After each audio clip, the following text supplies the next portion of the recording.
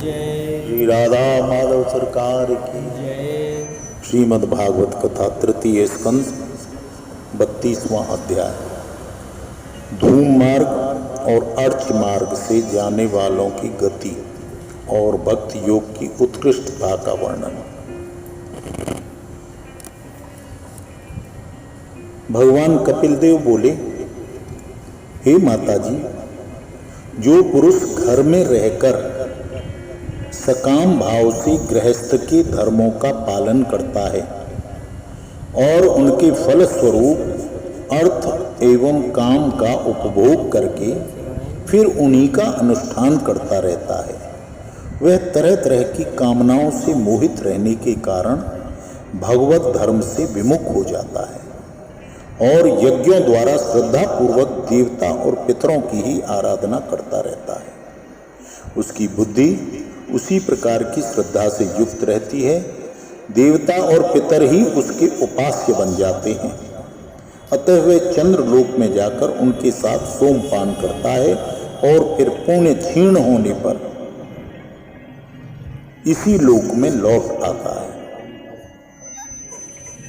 जिस समय प्रलय काल में शेष साई भगवान शेष सैया पर शयन करते हैं, उस समय सकाम गृहस्थ श्रमियों को प्राप्त होने वाले ये सब लोक भी लीन हो जाते हैं। जो विवेकी पुरुष अपने धर्मों का अर्थ और भोग विलास के लिए उपयोग नहीं करते, बल्कि भगवान की प्रसन्नता के लिए उनका पालन करते हैं, वे अनासक्त, प्रशांत, शुद्ध चित्त, निवृत्ति धर्म परायण, ममता रहित और अहंकार शून्य पुरुष स्वधर्म पालन रूप सत्व गुण के द्वारा सर्वथा शुद्ध चित्त हो जाते हैं।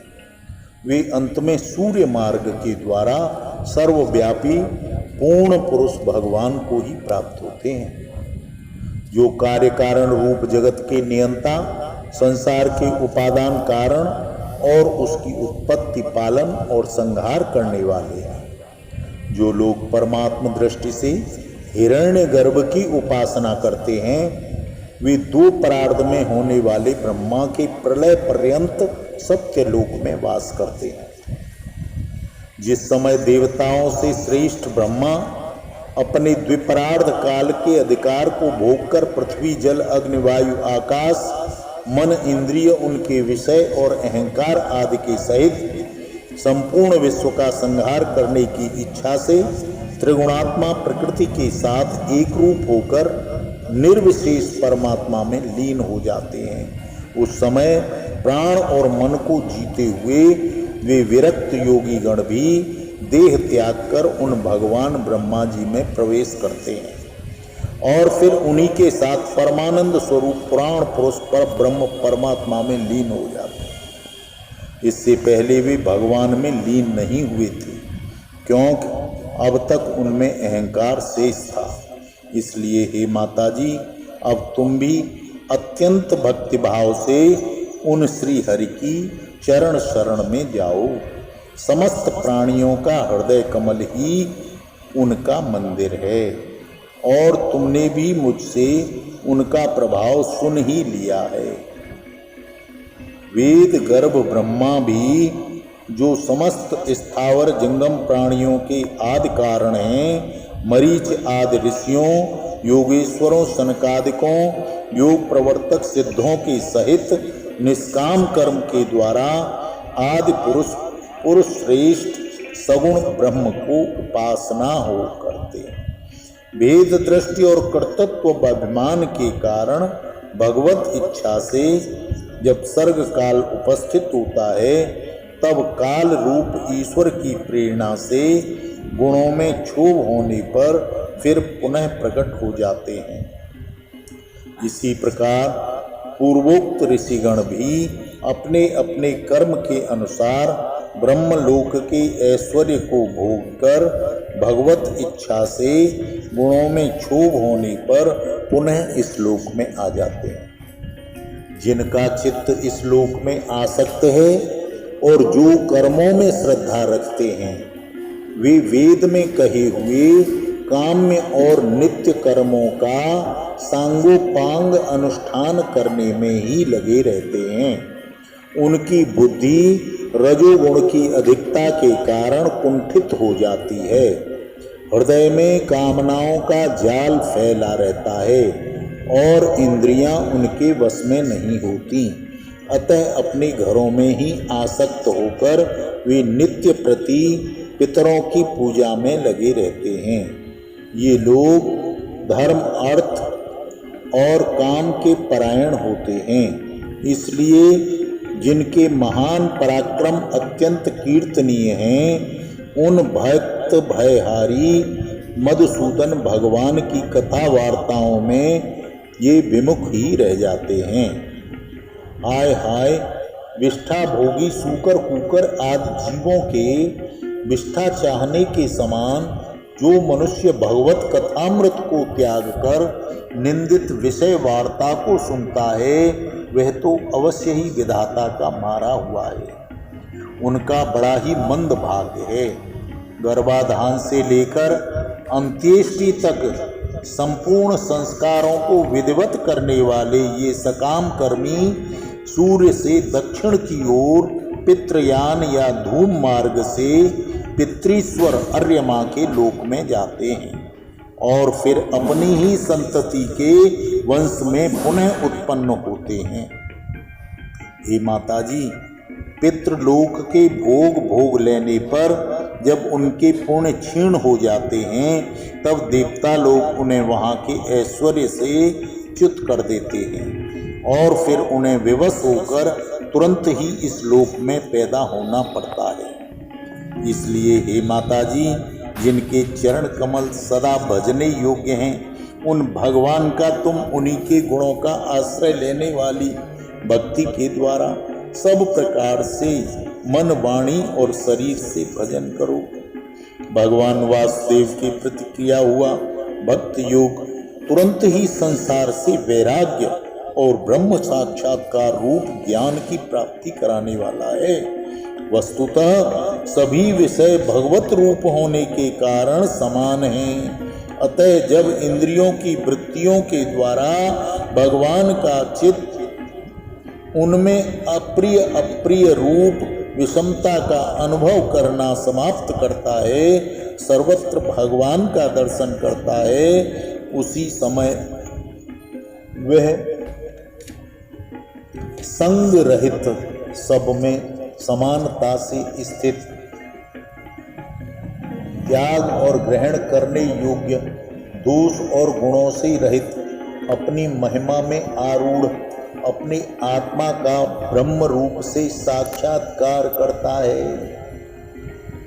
ज्ञान मात्रम परम ब्रह्म परमात्मैश्वर पुमान दृश्यादि पृथक भावै भगवानेकैयते युज्यते विमतो हर्षो यत्संगस्तु कृत्स्नसा ज्ञानमेकं पराचीनै इंद्रियैर्ब्रह्म निर्गुणम्।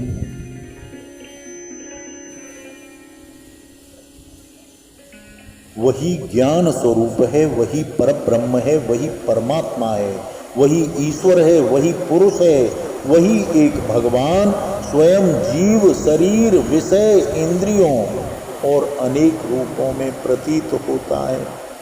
संपूर्ण संसार में आसक्ति का अभाव हो जाना, बस यही योगियों के सब प्रकार के योग का एकमात्र अभीष्ट फल है। ब्रह्म एक है, ज्ञान स्वरूप और निर्गुण है, तो भी वह बाह्य वृत्तियों वाले इंद्रियों के द्वारा भ्रांति के कारण शब्द धर्म वाले विभिन्न पदार्थों के रूप में प्रतीत हो रहा है। जिस प्रकार एक ही परब्रह्म महतत्व वैकारिक राजस और तामस तीन प्रकार का अहंकार पंच महाभूत और 11 इंद्रिय रूप बन गया है और फिर वही स्वयं प्रकाश इनके संयोग से जीव कहलाता है, उसी प्रकार उस जीव का शरीर रूप यह ब्रह्मांड भी वस्तुतः ब्रह्म ही है, क्योंकि ब्रह्म से ही इसकी उत्पत्ति हुई है।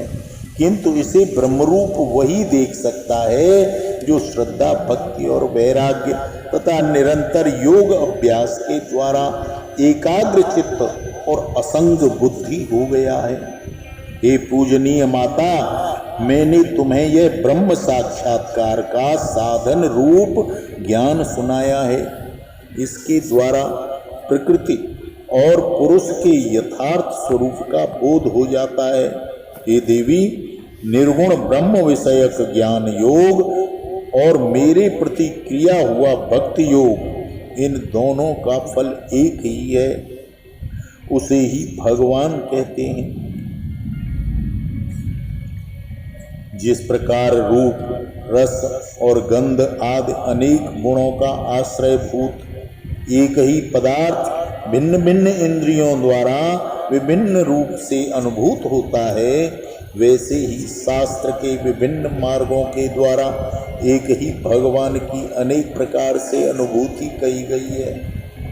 नाना प्रकार के कर्म कलाप, यज्ञ, दान, तप, वेद अध्ययन, वेद विचार, मन और इंद्रियों के संयम, कर्मों के त्याग, विविध अंगों वाले योग, भक्ति योग, निवृत्ति और प्रवृत्ति रूप सकाम और निष्काम दोनों प्रकार के धर्म, आत्म तत्व के ज्ञान और दृढ़ वैराग्य, इन सभी साधनों से सगुण निर्गुण रूप स्वयं प्रकाश भगवान को ही प्राप्त किया जाता है।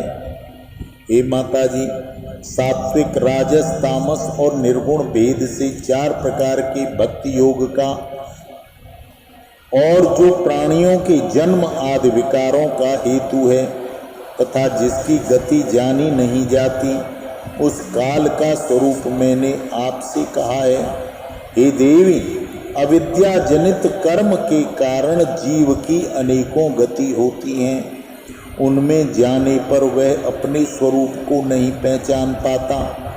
मैंने तुम्हें जो ज्ञान का उपदेश दिया है, उसे दुष्ट, दुर्विनीत, घमंडचारी और धर्मध्वजी, दंभी पुरुष को नहीं। विषय लोलुप हो, गृहस्थ में आसक्त हो, मेरा भक्त न हो अथवा मेरे भक्तों से द्वेष करने वाला हो, उसे भी इसका उपदेश कभी न करे।